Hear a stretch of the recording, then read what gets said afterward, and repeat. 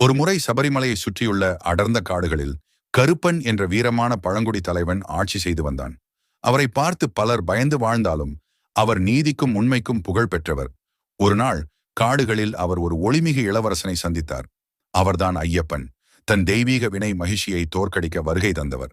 ஐயப்பனின் தைரியமும் தெய்வீக காந்தமும் பார்த்து மெய்சிலிருக்கும் கருப்பன் அவரை சவால் செய்து சண்டை தொடுகிறான். காடு முழுவதும் அவர்களின் போரின் ஒளியால் அதிர்ந்தது.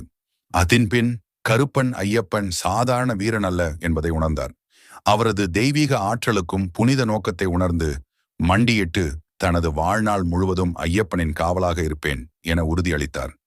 கருப்பன் சொன்னார், இந்த நாளிலிருந்து உங்களையும் உங்களை பின்பற்றும் பக்தர்களையும் என் உயிரை கொடுத்து பாதுகாப்பேன். உங்களின் பாதையை பின்பற்றும் யாருக்கும் எந்த ஆபத்தும் வரவும் விடமாட்டேன் என உறுதியளித்தார்.